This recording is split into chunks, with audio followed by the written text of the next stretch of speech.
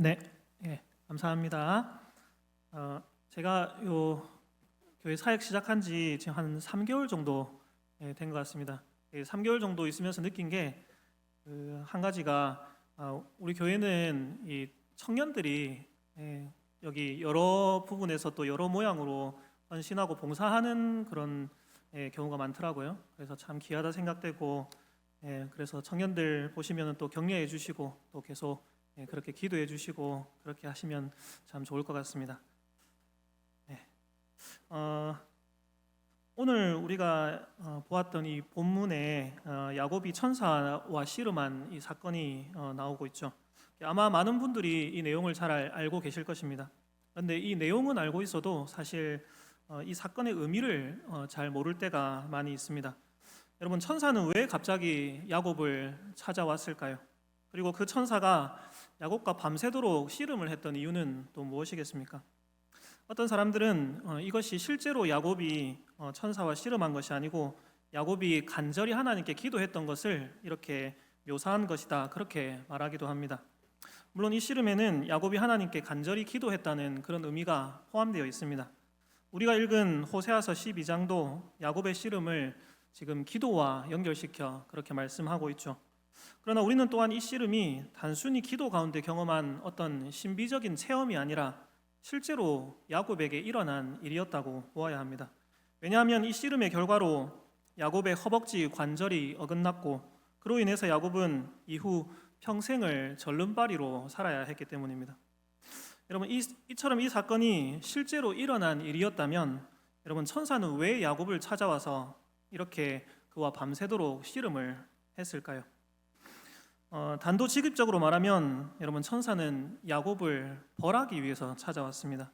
야곱을 심판하기 위해 찾아왔습니다. 여러분, 천사가 야곱을 찾아왔지만 이 천사가 우리는 곧 하나님이심을 알 수 있습니다. 야곱은 천사와 밤새도록 씨름했는데 28절을 보면은 그 천사가 말하기를 네가 하나님과 겨루어 이겼다, 이렇게 말씀하고 있죠. 그리고 30절에도 보면은 야곱도 말하기를 내가 하나님과 대면하여 보았으나 내 생명이 보존되었다, 이렇게 고백합니다. 여러분, 그러므로 야곱을 찾아와서 밤새도록 씨름했던 이 천사는 바로 하나님이셨습니다. 그리고 여기서 씨름이라고 할 때 여러분, 이것을 단순히 어떤 삿발을 잡고 하는 그런 민속 씨름 이 정도로 생각해서는 안 됩니다. 여러분, 이것은 서로 엉겨붙어서 뒹굴며 피 튀기게 싸우는 것을 말합니다. 아주 격하고 격렬한 싸움을 의미하는 것입니다. 여러분, 하나님께서 야곱을 찾아오셨습니다. 그리고 야곱과 격렬하게 싸우셨습니다. 이는 야곱을 벌주시고 심판하기 위함이었습니다. 호세아서 12장 2절이 여기에 대해서 말씀하고 있죠. 이렇게 말씀합니다. 여호와께서 유다와 논쟁하시고 야곱을 그 행실대로 벌하시며 그의 행위대로 그에게 보응하시리라. 여러분, 호세아 선지자는 야곱을 그 행실대로 벌하시며 그의 행위대로 그에게 갚으실 것이다, 이렇게 말씀하면서 이어서 그것을 야곱이 하나님과 씨름한 이 사건과 지금 연결시키고 있습니다. 이처럼 하나님께서 야곱과 씨름한 것이 야곱을 벌하시고 또 그의 행위대로 갚으시는 심판이었다면은 여러분, 야곱이 범한 죄는 그렇다면 도대체 무엇이었겠습니까? 여러분, 창세기 32장 1절과 2절에 보면 이에 대한 힌트를 얻을 수 있습니다. 이것을 앞에 나와 있는데 함께 같이 한번 읽어보도록 하겠습니다. 야곱이 길을 가는데 하나님의 사자들이 그를 만난지라 야곱이 그들을 볼 때에 이르기를 이는 하나님의 군대라 하고 그 땅 이름을 마하나임이라 하였더라. 여러분, 이 32장 1절과 2절의 이 말씀은 야곱이 삼촌 라반과 헤어지고 형 에서를 만나기 전에 그런 상황에 위치해 있습니다.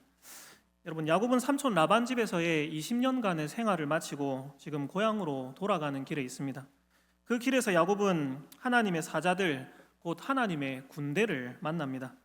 여러분, 수많은 천사들, 하늘의 군대가 여러분 진영을 벌이고 있는 그 모습이 어떠했겠습니까? 엄청난 위용이 아니었겠습니까? 하나님께서는 야곱에게 이렇게 하나님의 군대를 지금 먼저 보여주심으로 하나님이 이렇게 크고 강하신 분이며 그 하나님께서 지금 야곱과 함께 계심을, 이 하나님의 군대가 야곱을 지키고 있음을 여러분 보여주셨습니다. 그리고 나서 여러분 야곱은 에서를 만나게 됩니다. 에서가 사는 이 세일 땅을 지나면서 야곱은 형 에서에게 사자를 보내죠. 그런데 이 사자들이 돌아와서 에서가 지금 400명을 이끌고 야곱을 만나기 위해서 오고 있다는 소식을 전해줍니다. 여러분 이 소식을 들은 야곱은 어떠했습니까? 7절을 보면 야곱이 심히 두렵고 답답하였다 그렇게 말씀합니다. 예전에 자신이 에서를 속이고 그 장자의 축복을 가로챈 일이 생각났을 것입니다. 자신을 죽이려고 분노함이 혈안이 되었던 에서의 모습도 떠올랐을 겁니다. 그래서 야곱은 에서가 400명을 이끌고 지금 자신을 만나러 온다고 하자 심히 두려운 마음이 들었습니다. 가슴이 답답해오기 시작했죠. 그래서 여러분 야곱은 만일의 사태를 위한 조치를 취합니다. 자신의 무리를 두 떼로 나누었죠. 만일 에서가 와서 한 떼를 공격하면 다른 한 떼는 도망치기 위한 일종의 궁여지책이었습니다. 여러분 하나님께서는 에서를 만나기 전에 야곱에게 먼저 하나님의 군대를 보여주셨습니다. 이것은 야곱으로 하여금 어떤 상황 가운데서도 하나님만을 의지하도록 하기 위함입니다. 그런데 여러분 이 야곱은 에서가 온다는 말을 듣자 이것을 다 잊어버립니다. 바로 얼마 전에 그 엄청난 위용의 하나님의 군대를 보고서도 에서가 400명을 이끌고 온다는 이 소식에 지금 두려워 벌벌 떨고 있는 것입니다. 무슨 말입니까? 야곱은 지금 하나님보다 에서를 더 두려워하고 있는 것입니다. 그래서 하나님을 의지하지 않고 자신의 지혜와 자신의 어떤 방법으로 해결책을 찾고 있는 것이죠. 여러분 이것이 바로 하나님께서 야곱을 심판하기 위해 찾아오신 이유입니다. 여러분 여기서 한 가지 우리가 야곱에 대해서 조금 짚고 넘어가야 될 게 있습니다. 우리는 때로 야곱을 형의 장자권을 가로채기 위해서 꾀를 쓰고 또 축복을 받기 위해 거짓말을 하는 자신의 이익을 챙기는 것에 굉장히 사리가 밝은 계산이 밝은 그런 사람으로 생각할 때가 있습니다. 그러나 여러분 성경을 한번 잘 읽어보시면 야곱의 이런 모습들은 여러분 늘 하나님의 약속에 근거한 것이었습니다.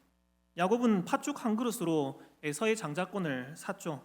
그런데 이렇게 야곱이 장자권을 가지는 것은 사실 큰 자가 어린 자를 섬길 것이다 라고 하나님께서 이미 약속하신 것이었습니다. 야곱은 이 약속을 기억하고 그 약속에 근거해 장자권을 얻고자 했던 것이죠. 또한 형인 에서는 이방 여자들 즉 불신자들과 결혼하여서 가정을 꾸립니다. 이것이 이삭과 리브가에게 큰 근심이 되었죠. 그러나 에서와 달리 이 야곱은 이방 여자들과 결혼하지 않고 여러분 끝까지 기다립니다. 그래서 거의 80세가 다 되어서야 삼촌 라반의 딸들인 레아와 또 라헬과 결혼을 했습니다. 오늘 본문 이후의 사건이기는 하지만은 야곱은 자신의 노년에 여러분 죽은 줄 알았던 사랑하는 요셉이 살아있다는 소식을 듣습니다. 그래서 요셉을 만나기 위해 온 가족을 이끌고 애굽으로 내려가죠. 그런데 여러분 성경을 한번 찾아보시면 가다가 브엘세바라는 지역에서 딱 멈춰섭니다. 그리고 거기서 하나님께 제사를 드리죠. 여러분 이것은 야곱이 얼마나 하나님의 약속을 잘 생각하고 굳게 붙들고 살았던 그런 사람인지를 잘 보여주는 장면인데 여러분 브엘세바라는 지역은 이스라엘의 맨 남쪽에 있는 그런 지역, 경계의 지역입니다. 그러니까 이 브엘세바를 넘어가면은 약속의 땅을 벗어나게 되는 것이죠. 즉 죽은 줄 알았던 여러분 아들을 만나러 가는 그런 상황에서도 여러분 야곱은 자기 마음대로 약속의 땅을 떠나지 않습니다. 약속의 땅 경계에 딱 멈춰서서 먼저 하나님께 묻고 하나님께서 가라고 허락하시자 그제서야 여러분 요셉을 만나기 위해 애굽으로 내려갑니다. 여러분 이처럼 야곱은 그의 평생에 하나님의 약속을 바라보고 그 약속을 붙들고 살았던 사람입니다. 그러니 사실 이 야곱은 대단한 믿음의 사람이었죠. 그러나 여러분 이런 야곱에게 부족한 것이 있었습니다. 그것은 야곱이 하나님의 약속을 바라보고 또 그것을 굳게 붙들고 살기는 하는데 때로 자신의 힘과 지혜로 또 자신의 어떤 방법으로 그 약속을 성취하려 할 때가 많았다는 겁니다. 이것은 사실 야곱이 가진 남다른 힘과 그의 어떤 지혜와도 관계가 있습니다. 우리는 사실 야곱에 대해서 형인 그리고 사냥꾼이었던 에서와 달리 이 야곱이 집에 머물기를 좋아하고 어머니 옆에서 요리나 도와주는 사실 그런 좀 유약한 어떤 이미지로 생각할 때가 많죠. 그러나 여러분 야곱은 사실 그 힘과 그 지략이 굉장히 뛰어났던 사람입니다. 야곱은 사실 엄청난 장사였습니다.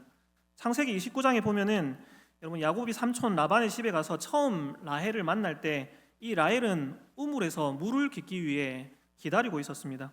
그 우물은 무거운 돌로 그 뚜껑이 막혀져 있었고 목자들이 모이면은 함께 그 돌을 치우고 물을 길를 수 있었기 때문에 목자들이 모일 때까지 이 여인인 라헬은 기다려야만 했습니다.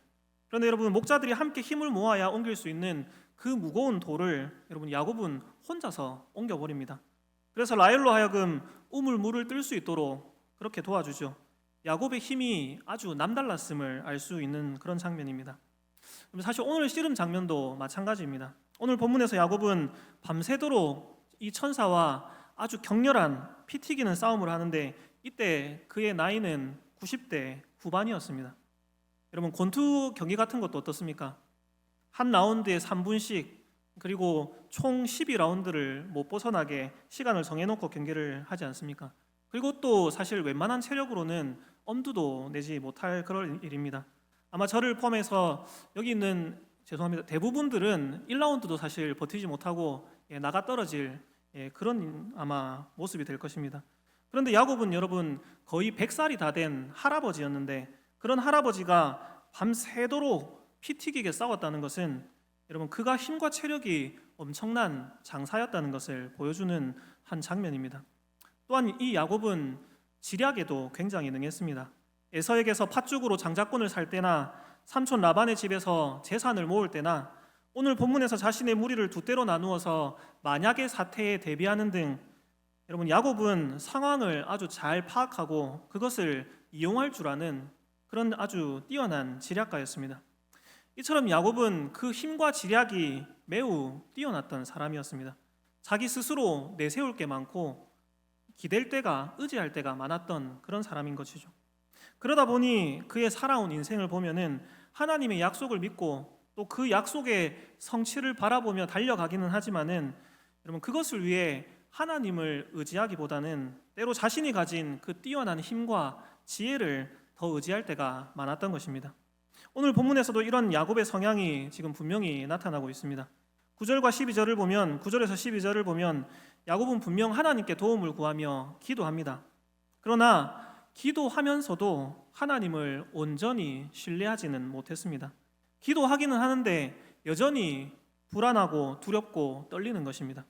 그래서 자신의 지혜와 방법을 동원해서 나름대로 살 길을 마련하고 있는 것이죠. 여러분 바로 이것이 야곱의 잘못이고 야곱이 저질렀던 죄였습니다. 하나님을 온전히 믿고 온전히 의지하지 못하는 것, 그리고 하나님께서는 바로 이런 야곱을 심판하기 위해 찾아오셨습니다.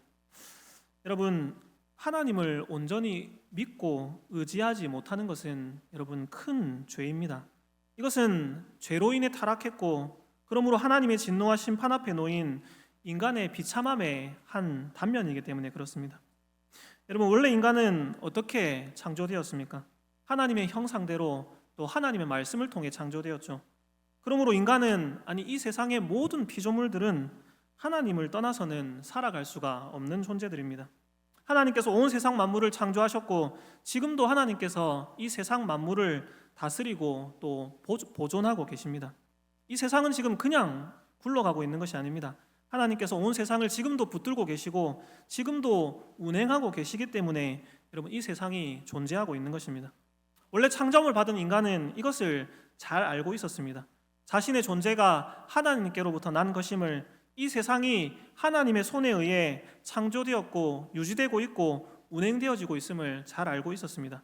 그래서 인간은 하나님 안에서 삶의 의미를 찾았고 전적으로 하나님을 의지하고 그러므로 하나님 안에서 즐거워했습니다.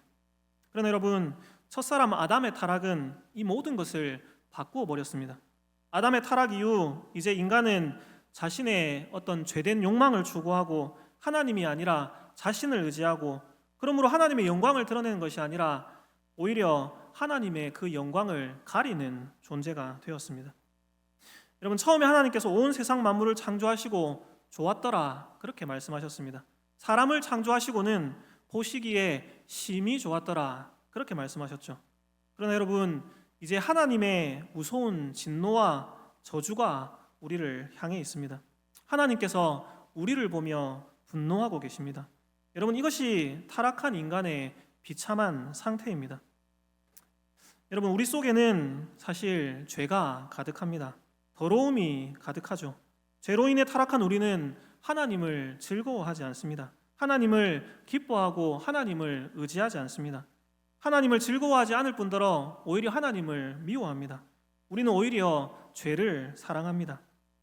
여러분, 한 번씩 뉴스를 보면 그럴 때가 있지 않습니까? 저 사람이 정말 사람이라고 할 수 있는가? 그렇게 말할 정도로 잔혹한 범죄를 저지르는 그런 사람들이 있습니다. 우리는 그런 사건을 보면서 이런 몸서리를 치죠. 그러면서 저 사람은 정말 악한 사람이다. 인간이기를 포기한 사람이다. 이렇게 생각을 합니다. 거기에는 여러분, 그래도 저 사람과 나는 다르다라는 그런 생각이 깔려 있죠. 그러나 여러분, 그 잔혹한 범죄를 저지른 그 범죄자가 가지고 있는 인간 같지도 않은 그 모습이 여러분 바로 그의 속에 있는 죄로부터 나왔습니다. 그리고 그 죄는 여러분 타락한 모든 인간의 근본적인 본성을 지배하고 있습니다. 바로 저에게도 여러분에게도 동일하게 그 혐오스러운 죄의 본성이 있다는 것입니다. 여러분, 그 범죄자의 모습이 사실은 하나님 앞에서는 똑같이 우리의 모습입니다.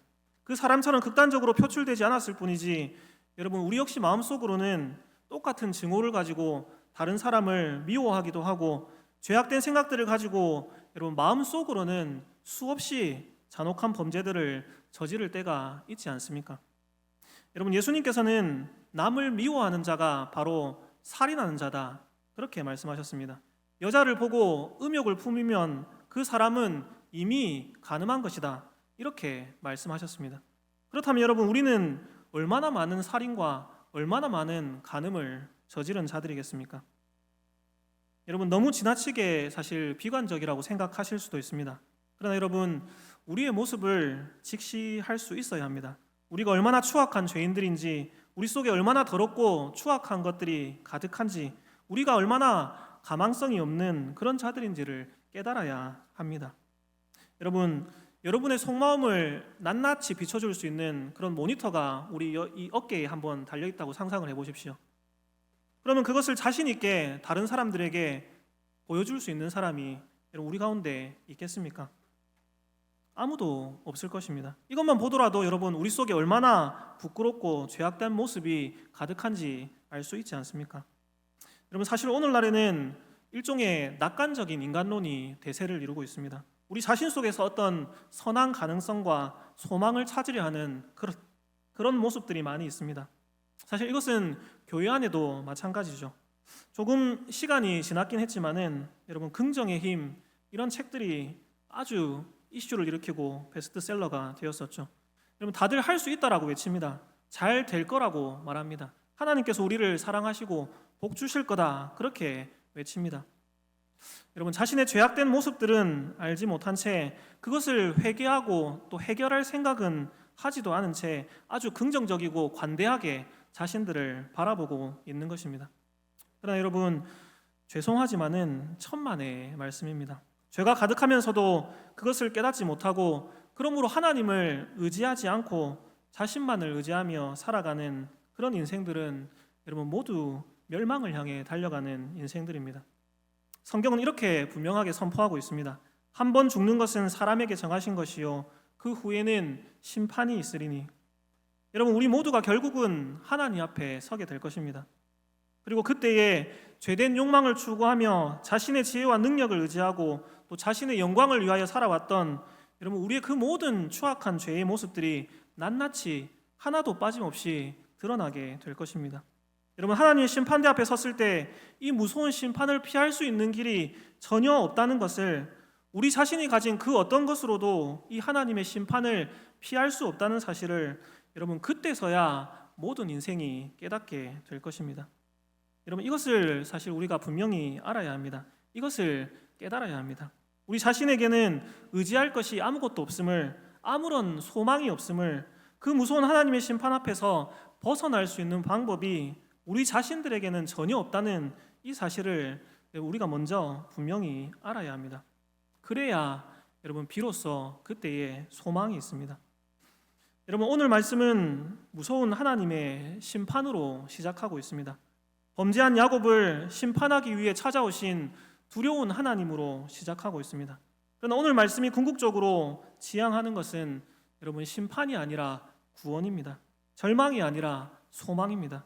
여러분, 이 말씀을 통해 하나님께서 우리에게 진정으로 주시기를 원하는 것은 유일하고 참된 위로입니다. 그러나 이 소망을 발견하기 위해서는, 이 유일한 위로를 우리가 붙잡기 위해서는 여러분, 우리가 지금 먼저 붙잡고 있는 것을 놓아야 합니다. 우리가 붙잡고 있는 것이 얼마나 가치 없고 아무런 소망이 없는 것임을 깨달아야 합니다. 우리 자신이 얼마나 절망적인 상태에 놓여 있는지를 분명히 알아야 한다는 것입니다. 여러분, 바로 이것을 깨닫도록 하기 위해 하나님께서 야곱을 찾아오신 것입니다. 여러분, 하나님께서 야곱을 심판하기 위해 찾아오셨습니다. 그리고 야곱과 밤새도록 씨름을 하셨죠.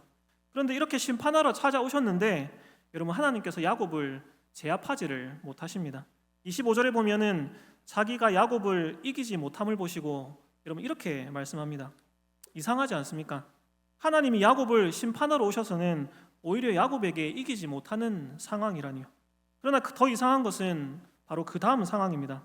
25절에 보면 자기가 야곱을 이기지 못함을 보고 그가 야곱의 허벅지 관절을 치매 야곱의 허벅지 관절이 어긋났더라. 지금 이렇게 말씀하고 있습니다. 여기서 허벅지 관절을 치매라고 할 때 이 친다라는 단어는 한국어로 보면은 별 이렇게 차이가 없지만은 영어로 번역된 성경을 보면 터치라고 번역하고 있습니다. 이 터치라는 말은 가볍게 쓱 갖다 대는 것을 의미합니다. 즉 하나님께서 손으로 가볍게 쓱 건드리니까 여러분, 야곱의 허벅지 관절이 어긋나 버렸다는 겁니다. 아니, 밤새도록 씨름하면서도 이기지 못하고 있다가 손을 갖다 대니까 갑자기 뼈가 부러져 버린 것입니다. 결국 이게 무슨 의미겠습니까? 하나님께서 봐주고 계셨다는 뜻입니다. 처음부터 하나님께서는 야곱을 봐주시면서 싸움을 하고 계셨다는 겁니다. 여러분, 야곱을 심판하러 오셨지만 하나님의 본 목적은 야곱을 죽이는 것이 아니었습니다. 도리어 그 심판을 통해 야곱이 자신의 죄를 깨닫고 회개하고 돌이키도록 하기 위함이었던 겁니다. 여러분, 하나님께서 먼저 찾아오셨습니다. 심판하기 위해 찾아오셨죠. 그러나 여러분, 바로 이것이 소망입니다. 어떻게 이것이 소망이 됩니까? 회개하고 돌이킴으로 심판하기 위해 찾아오신 그 하나님을 오히려 붙잡을 때에 여러분, 그때에 우리에게 참된 회복의 길이 열리기 때문입니다. 여러분, 야곱은 어떻게 했습니까? 그 무서운 심판자로부터 도망치려고 하지 않았습니다. 그는 자신에게 찾아온 심판자를 오히려 자신을 구원할 구속자로 깨달았습니다. 그래서 도망치는 것이 아니라 오히려 자신을 찾아온 그 심판의 하나님을 여러분, 굳게 붙들었습니다. 26절을 한번 보십시오. 그가 이르되 날이 새려하니 나로 가게 하라. 야곱이 이르되 당신이 내게 축복하지 아니하면 가게 하지 아니하겠나이다.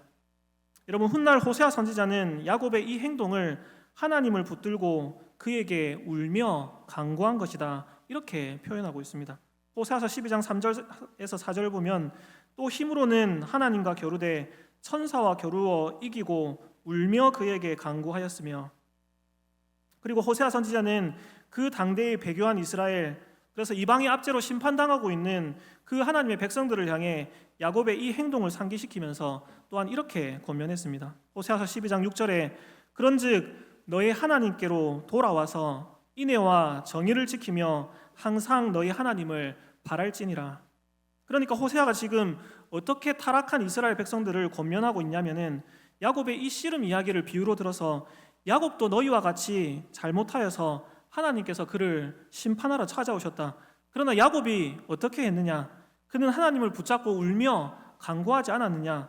너희들 역시 배교함으로 지금 하나님의 심판 가운데 있지만 그 심판의 하나님으로부터 도망치지 말고 핑계대지 말고 마음을 완악하게 하지 말고 너희 조상 야곱이 그러했던 것처럼 너희의 죄를 깨닫고 그 심판에 순종함으로 회개해라. 하나님께로 돌이켜라. 그러면 소망이 있다. 호세아 선지자는 이스라엘 백성들을 향해서 이렇게 외쳤던 것입니다.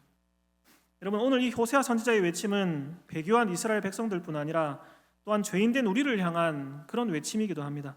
하나님을 의지하지 않고 자신을 의지하고 또 죄악된 정욕을 쫓아 살아가는 우리들에게 여러분 하나님께서는 두려운 심판주로 찾아오십니다.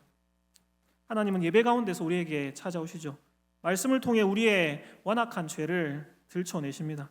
우리의 심장과 관절과 골수를 말씀으로 찔러 쪼개십니다.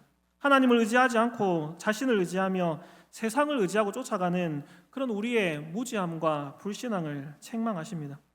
나아가 하나님은 우리의 삶 가운데서도 어려움과 고난을 때때로 허락하심으로 그 어려움과 고난을 통해 우리에게 찾아오십니다. 그때 여러분, 우리는 어떻게 해야 하겠습니까? 우리를 찾아오신 그 심판주 하나님으로부터 도망쳐야 하겠습니까? 우리를 향해 책망하시는 그 말씀 앞에 우리의 귀를 막아버려야 하겠습니까? 우리를 찔러 쪼개는 그 말씀 앞에 우리의 마음을 완악하게 만들어야 하겠습니까? 하나님을 불평하고 원망하며 그 여러 가지 문제와 어려움들 가운데서 하나님을 떠나야 하겠습니까? 사랑하는 성도 여러분, 야곱은 자신을 심판하기 위해 찾아오신 그 하나님으로부터 도망치지 않았습니다. 도리어 심판주 하나님께 나아가 그 하나님을 붙잡았습니다. 그리고 바로 그때 여러분, 야곱을 찾아온 그 심판주 하나님은 야곱의 구원주가 되셨습니다. 에서를 두려워하며 자신의 지혜와 방법을 의지했던 그 야곱, 하나님의 두려운 심판 앞에 놓였던 그 야곱이 여러분 자신을 찾아오신 심판주 하나님을 붙들므로 이제는 정말로 강하고 능력 있으신 그 하나님만을 두려워하고 그 하나님만을 붙잡고 의지하는 그런 복된 인생으로 변화되었던 것입니다. 여러분, 하나님께서는 이런 야곱에게 이스라엘이라는 새로운 이름을 주셨습니다. 하나님과 겨루어 이겼다라는 영광스러운 이름을 주셨습니다. 이 사건을 통해 야곱의 옛 사람은 죽었습니다. 자신의 힘과 능력을 의지하던 야곱은 죽었습니다. 그리고 온전히 하나님만을 의지하는 이스라엘로 새롭게 태어났습니다. 여러분, 이 야곱의 사건은 장차 올 일에 대한 그림자였습니다. 여러분, 야곱에게 주어진 이 이름은 곧 우리의 이름입니다. 영광스러운 교회의 이름입니다. 여러분, 이 영광스러운 이름이 어떻게 우리에게 주어졌습니까? 우리의 힘과 능력으로, 우리의 지혜로, 우리가 가진 어떤 것으로 그렇게 된 것입니까? 결코 아니죠. 우리 가운데 찾아오신 여러분 예수님, 심판주로 오셨지만은 우리를 위해 자신을 내어주심으로 우리의 구원자가 되신 여러분 예수 그리스도 때문에 우리는 이 영광스러운 이름을 소유한 자들이 되었습니다. 하나님과 겨루어 이긴 자들이 되었습니다. 그 두려운 하나님과 대면하였으나 죽지 않고 오히려 새롭게 살아난 자들이 되었습니다.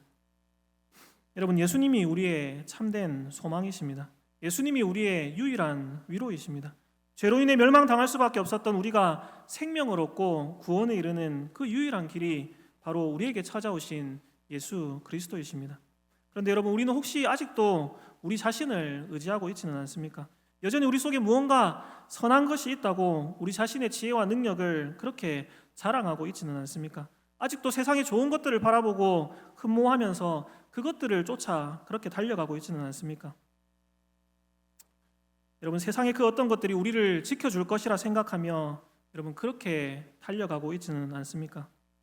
그렇지 않습니다. 여러분, 그것들은 결코 두려운 하나님의 심판 가운데서 우리를 지켜줄 수 없습니다.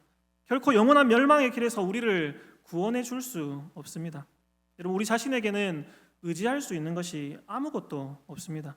세상의 모든 것들 역시 결국에는 다 썩어 없어져 버릴 것들입니다.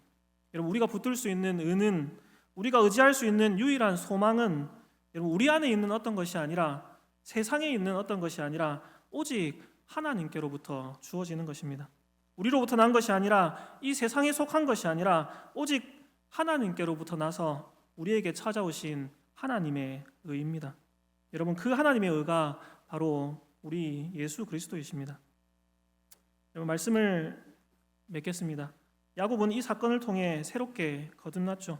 이스라엘이라는 이름을 여러분 새롭게 얻었습니다. 그러나 여러분 보시면 그에게는 심판의 상처가 있습니다.